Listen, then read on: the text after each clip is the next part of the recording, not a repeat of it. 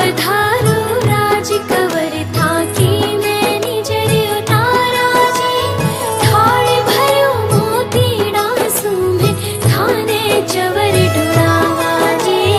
थाने चवर ढुरावा हो खमा घड़ी मार राठोड़ा ने खमा घड़ी मार रजपूता ने खमा घड़ी। मनडेरा मोर बोले सारा ठोड़ा ने खमा घड़ी। मनडेरा मोर बोले सारा ठोड़ा ने खमा घड़ी। खमा घड़ी मार राठोड़ा ने खमा घड़ी।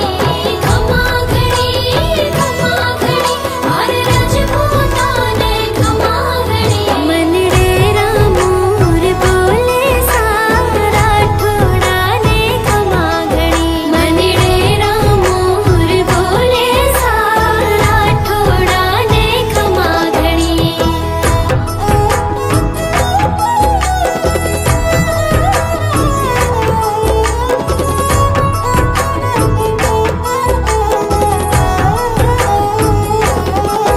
थाने अर्पण जीवन मारो थापे तन मन भेवा राजू।